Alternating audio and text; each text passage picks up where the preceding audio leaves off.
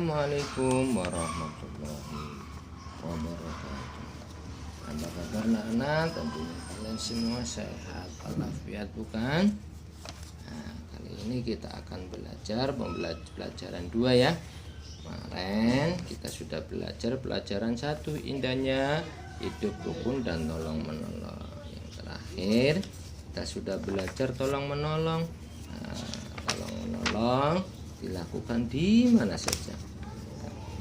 Ada tolong menolong di keluarga, tolong menolong di sekolah, dan juga tolong menolong di lingkungan masyarakat. Kenapa kita harus tolong menolong? Karena memang kita tidak bisa hidup sendiri tanpa pertolongan orang lain. Nah, kali ini kita akan belajar membiasakan saling menghormati dan sopan santun.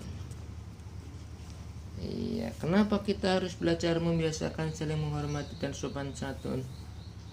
Agar kita mengerti makna hakikat saling menghormati dan sopan santun.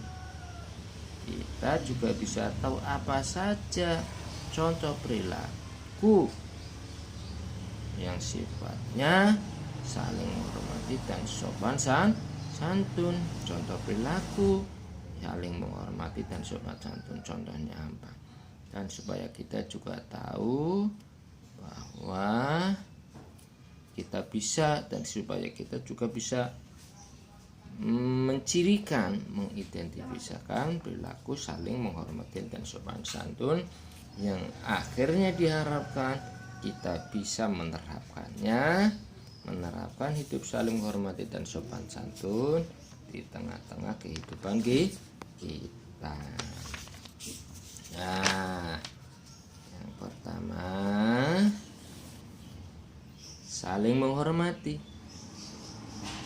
Sebagai seorang siswa yang baik harus saling menghormati terhadap teman. Kenapa kita harus saling menghormati? Karena teman kita juga tidak semuanya sama, tidak semuanya satu suku, satu budaya, dan satu bahasa daerah, serta tidak semuanya satu agama. Nah, karena kita hidup dalam keanekaragaman, maka kita harus hidup dengan saling menghormati. Tentu kalian punya teman kan yang sukunya berbeda. Coba kalian ingat-ingat teman kalian. Ada enggak yang berasal dari suku Jawa? Oh, ada. Ada enggak yang berasal dari suku Betawi? Ada juga. Ada enggak yang berasal dari suku Minang? Ada. Banyak sekali. Adakah yang berasal dari suku Batak? Ada juga. Nah, begitu juga, ada nggak teman kalian yang berlainan agama? Ada. Ada yang Nasrani, ada yang Buddha, dan sebagainya. Nah, karena kita hidup dalam keragaman, keanekaragaman, maka kita pun harus saling menghormati.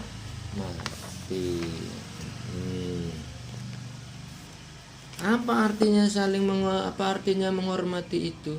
Menghormati itu artinya sikap memberikan penghormatan kepada sesama yang lain. Nah, bagaimana rasa hormat itu tumbuh? Rasa hormat tumbuh dari rasa saling menyayangi. Jadi anak-anak kalau mempunyai rasa saling menyayangi, akan tumbuh rasa hormat antar sesama. Maka kita juga harus saling menyayangi. Apalagi sesama manusia, sama binatang saja kita harus menyayangi, apalagi sesama manusia. Nah, kalau sudah saling menyayangi, pasti akan tumbuh rasa hormat pada orang lain. Terus di mana kita bisa mempraktekannya saling menghormati tersebut? Kita bisa mempraktekannya di mana saja. Bisa di sekolah, di rumah, dan di lingkungan masyarakat, serta di mana saja kita berada. Nah,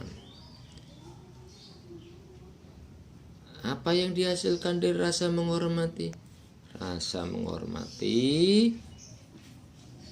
mempunyai satu keuntungan, mempunyai satu manfaat, diantaranya untuk menumbuhkan rasa persaudaraan. Jadi saling menghormati akan dapat menumbuhkan rasa persaudaraan yang kuat, menumbuhkan semangat kebersamaan, dan mewujudkan persatuan dan kesatuan. Coba kita bayangkan kalau tidak ada rasa saling menghormati di sekolah, adanya berantem mulu. Iya. Nah, yang pertama,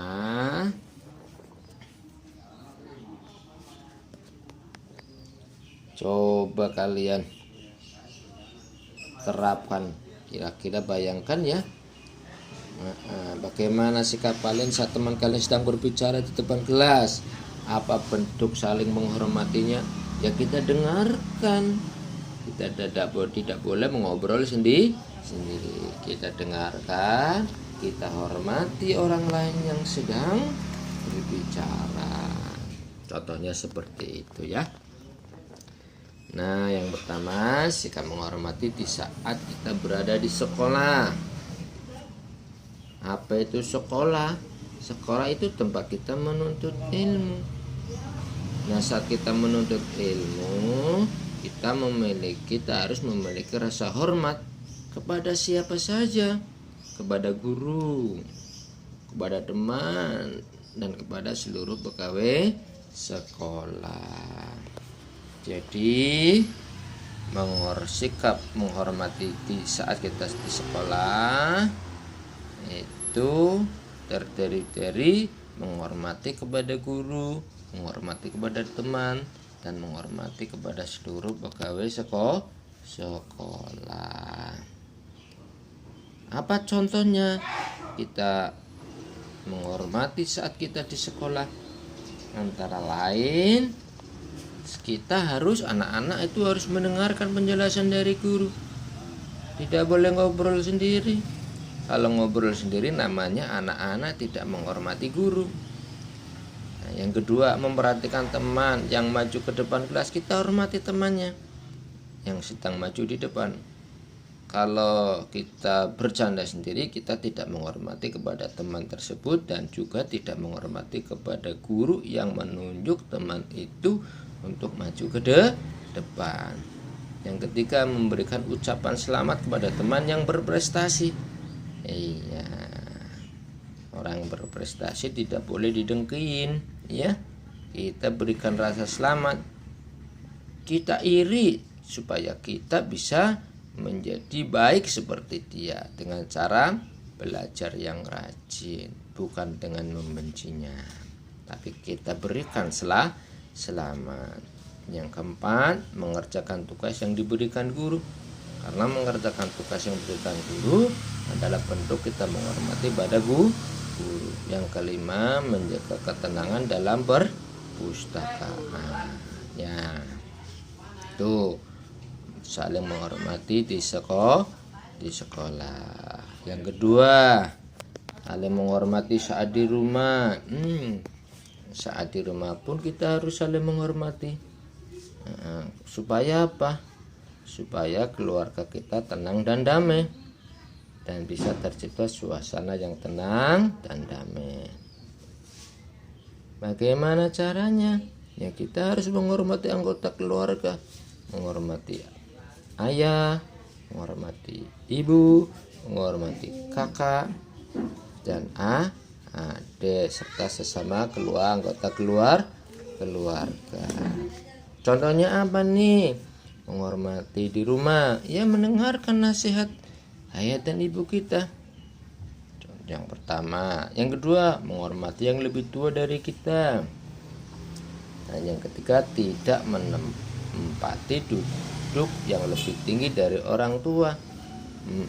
Kalau orang tua lagi duduk di bawah, anak-anak jangan duduk di kursi. Ya, namanya tidak duduk di tempat yang lebih tinggi dari orang tua. Begitu juga dengan menghormati di lingkungan masyarakat. Ya, di lingkungan masyarakat juga kita harus hormat. Hormat bisa karena perbedaan suku, ras, dan agama. Contohnya apa? Tidak berisik saat orang lain sedang menjalankan ibadah. Mengikuti tata tertib masyarakat, menerima hasil musyawarah, selalu menyapa dengan ramah. Dan yang keempat, menghormati orang yang lebih tua dari kita.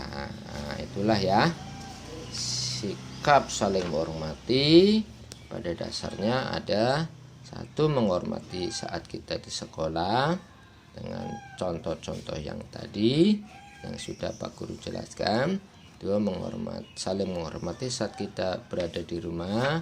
Dan yang ketiga, saling menghormati saat kita berada di tengah-tengah masyarakat. Ayo kita budayakan hidup kita selalu menghormati pada orang lain. Kita tutup pertemuan ini dengan bacaan hamdalah.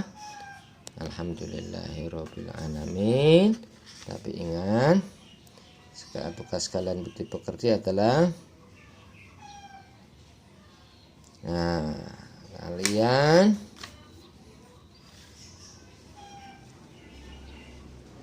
kerjakan halaman berapa ya? Halaman 20. Dari satu pertanyaan, bagaimana sikap kalian saat teman kalian sedang berbicara di depan kelas? Nah, ungkapkan, tuliskan pendapat kalian ya. Dengan cara bagaimana kalian tulis pertanyaannya, bagaimana sikap kalian saat teman kalian sedang berbicara di depan kelas. Nah, di situ kalian tulis pendapat kalian di buku ya. Kita tutup dengan bacaan alhamdulillahirabbil alamin. Assalamualaikum warahmatullahi wabarakatuh.